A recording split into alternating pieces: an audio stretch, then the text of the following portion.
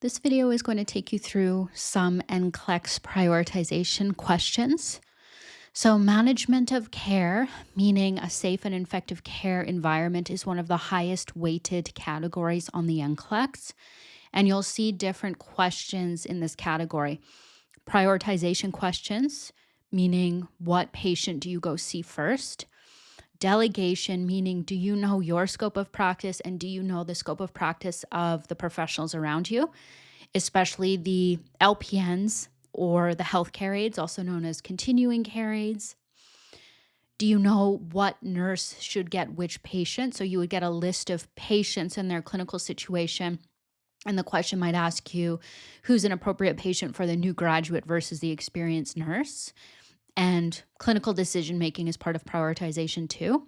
So, really, what they're asking is can you recognize stable versus unstable? Do you know what life threatening problems are? And do you know what are problems, but they're expected for the disease process that the person has? So, let's go through our first question. The nurse only has time to see one patient. Which client is the priority? So, this is really asking you who's the sickest patient or who's the most likely to become the sickest patient the soonest. So, we have a patient with syndrome of inappropriate antidiuretic hormone who's confused and a sodium of 118. That's a low sodium, that's a low concentration of sodium. A client with Cushing syndrome who has a blood glucose of 13, and that's a high blood sugar. A client with Addison's disease asking about sodium, and a client with hypothyroidism reporting constipation. I already know which one I'm going to cross out because this is a prioritization question. I already know I'm going to cross out C. And the reason is because in our prioritization hierarchy, teaching, client education is at the bottom. And that's not to say it's not important, but this is asking you what client is a priority. Let's go to the patient with Cushing syndrome next. Well, Cushing syndrome is a collection of signs and symptoms that show up when someone has too much cortisol. Usually it's from long-term steroid use. That's the most common reason for it. So an example of that is if you had an autoimmune disorder, for example, what's happening here is that they are perhaps going to take cortisol to suppress the immune system that's attacking the body. So we all have cortisol. We all create it. We all use it in our bodies. And in most people, when you have an inflammatory response or you get sick or something like that, your cortisol goes up in response to that. So cortisol is an anti-inflammatory. And it's a powerful immunosuppressant. So you can take exogenous cortisol, meaning you are taking more cortisol than your body creates in order to push down inflammation. That's why someone might take cortisol for an autoimmune problem, push down inflammation. Another feature of cortisol is that it raises blood sugar. And it does that through gluconeogenesis, which is basically cortisol telling the liver, make more glucose, and then the liver makes more glucose. Cortisol also causes insulin resistance. So it makes cells ignore insulin, and in that way, it elevates blood sugar. So someone with Cushing syndrome who has a blood sugar of 13, although that is an elevated blood sugar, it's expected for their problem. So this is probably not a priority. B is probably not a priority. D is someone with hypothyroidism reporting constipation. Okay, we're definitely going to want to assess that, but it's nothing immediately life-threatening. And you might say to yourself, well, how long is this person how long have they been experiencing constipation? Maybe it's a week, maybe it's 10 days, whatever the case might be. One of the things that you kind of have to learn when you're writing the NCLEX is don't read into the questions. Don't assume, don't read anything into the questions. If the question doesn't say it, it's not going on.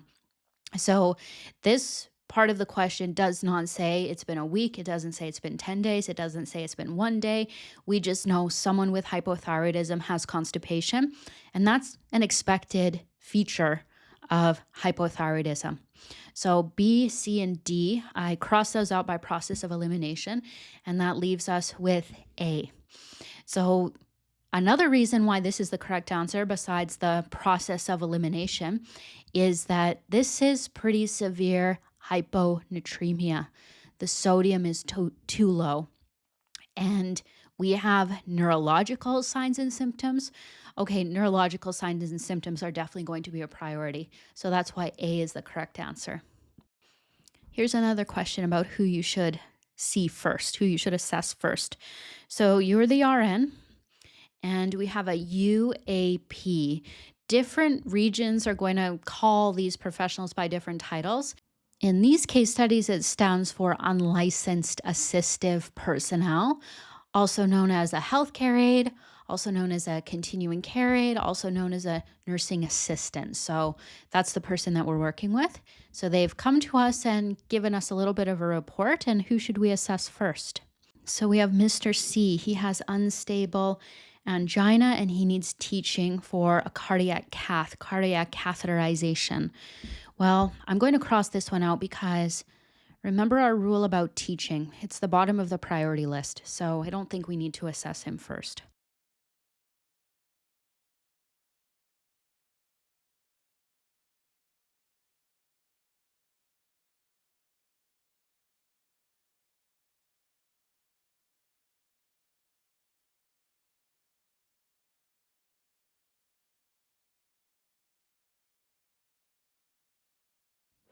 Our next question is we are the RN for 6 clients and we have a newly hired UAP. So UAP stands for unlicensed assistive personnel. And depending on where you're working, they could be called healthcare aides, continuing care aides, nursing assistants. And this person has come to tell us their morning findings. Who should we see first? Let's start with A, Mr. C. He has unstable angina and he's getting a cardiac catheterization later this morning. And he needs teaching for that. So I'm going to cross out A immediately because remember our priority list, teaching is going to be at the bottom. And we're not going to read into the question and assume he has unstable angina right now or he has some kind of problem right now. The possible answer of the question doesn't tell us that. We just know he needs teaching. So I'm going to cross out A. We have Miss J. She was admitted with chest pain yesterday, and she has an exercise stress test later today. So again, we're not reading into the question. She was admitted yesterday with chest pain. We don't have any indication that she has chest pain right now or she has any problems right now. She's just going for the stress test later. So I'm going to cross out B. We have Mrs. B, newly admitted. She's a long-term care resident, decreased urine output, confusion, and an oral temperature of 39.2 degrees Celsius. So that's an elevated temperature. So this is looking like a problem. So I'm going to star that. But let's go to D first. Mr. L, chronic emphysema, who becomes short of breath after walking to the bathroom. So emphysema is one part of chronic obstructive pulmonary disease, COPD. You could have emphysema, or you could have chronic bronchitis, or you could have both. Both are COPD, and both of them together are COPD. Usually when someone has one or the other, it will say emphysema. It won't say COPD.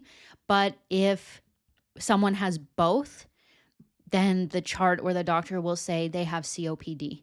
So if it's one by itself, usually we just call it the one by itself, like chronic bronchitis or emphysema. But if a person has both together, we'll say they have COPD. But both of them are a kind of COPD. So he has emphysema, and emphysema means here's an alveoli, and that's the correct size for an alveoli.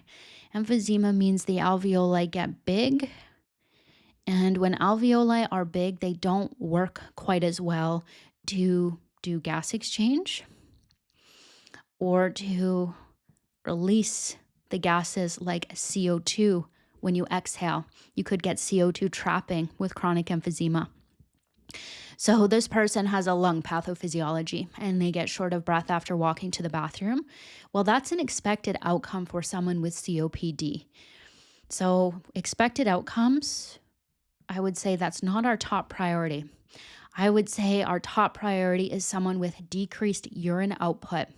So if you have decreased urine output, that means you have perhaps a fluid volume problem or a kidney perfusion problem or something along those lines. You have some kind of a kidney problem perhaps. Urine output is the most sensitive indicator of kidney function. This person is confused and they have an elevated oral temperature. And you might say, well, they're from long-term care. Maybe confusion is at their baseline. Maybe, let's just assume that's true. But they have an elevated temperature.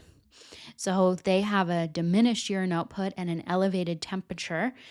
This person's definitely a priority. So a temperature of 39.2 degrees Celsius. Most books will say 36.5 to 37.5 degrees Celsius is within normal limits. Some will go up to 37.9. That's fine, but 39.2 is definitely elevated. So this person has perhaps an oxygen supply and demand problem going on. The reason I know that is because cells need oxygen to do their everyday cell work. But when cells are in warmer environments, they take more oxygen to do their everyday cell work. So a fever represents an increased oxygen demand. So I'm going to say C is definitely our priority. We have a kidney problem. We have perhaps an increased oxygen demand. So that's definitely a priority. Okay, let's go to Mr. D, 19 years old, type 1 diabetes. He comes to the emergency room, emergency department, with abdominal pain, vomiting, peeing a lot, lethargy, dry mucous membranes, breathing deeply, fruity breath odor. What assessment takes priority on arrival? Well, let's go through those signs and symptoms. Let's start with polyuria and the fact that he's a type 1 diabetic. The fact that he's peeing a lot tells me that he might have a very, very high blood sugar. And I'll abbreviate that as CBGM. And the reason I know that is because our body does not like to release glucose. Our body does not like to pee out glucose. Our body likes to hold on to glucose. So if you have a very, very high blood sugar, that means that you have started peeing out glucose. Now, the interesting thing about glucose is that it's osmotically active, which just means that water follows it wherever it goes. So I have a 19-year-old with type 1 diabetes who's peeing a lot. I think they have a very, very high blood sugar. Another hint is deep respirations. Deep respirations. This is leading me down the track of diabetic ketoacidosis. The reason is because when you are in a ketoacidosis, you are in an acidotic state, which means you have a lot of hydrogens floating around and a low pH. When you have a lot of hydrogens floating around and a low pH, your body's going to try and compensate for that. It's going to try and get rid of those hydrogens by breathing deep, increased respiratory depth, and by breathing fast, increased respiratory rate. And those are called Kussmaul's respirations. My next clue about what's going on is the fruity breath odor.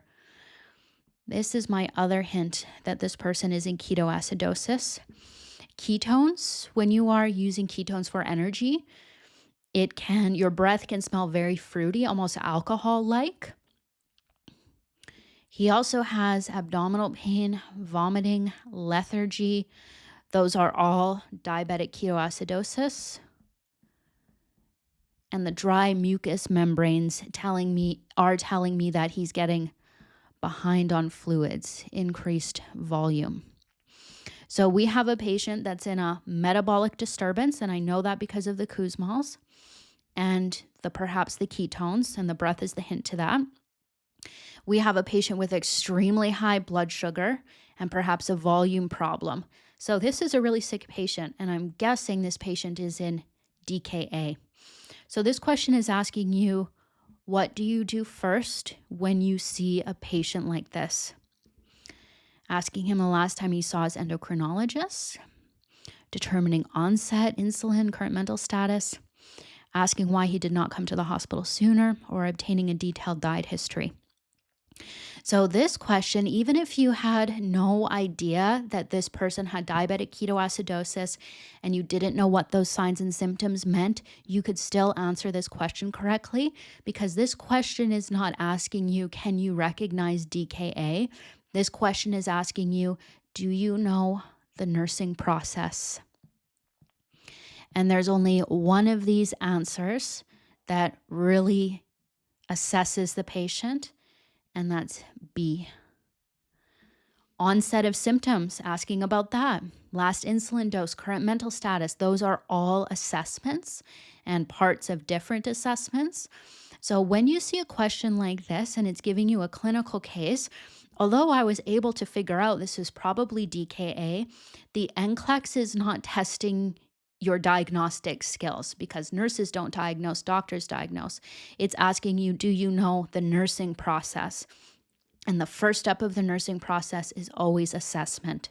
So if you ever come across a question like that and you have no idea what the problem is, you can still get the correct answer by knowing the first step of the nursing process. So now we have Mr. D. He's getting ready for discharge. This is our guy that had DKA. And which teaching statement indicates a need for further instruction? So this is asking you, do you know which statement is wrong? Which one of these statements is wrong? When I'm sick, I need to keep checking my glucose and my ketones more often. Well, you do need to do that when you're sick as a diabetic, so that's not wrong, that's right. I may need to keep taking insulin even if I'm not eating normally. That's not wrong, that's right. You may still need to keep taking insulin. The reason for this is your body still makes glucose even when you're not eating. The liver releases hormones. And if you get sick for any reason, your stress hormones are going to go up. Cortisol, epinephrine, glucagon, all of those things raise blood sugar. So when you are not eating, you are still releasing glucose into the bloodstream. And when you are sick, you are releasing more glucose than you normally would be. So it is correct to say that someone with diabetes may need to keep taking insulin even if they are not eating normally. So I'm going to cross these out because these are correct, which means they are not the right answer to this question. C is I should get help if I have persistent vomiting or increasing sleepiness. Well, those are red flags for DKA. Persistent vomiting can lead to dehydration. You can't keep fluids down.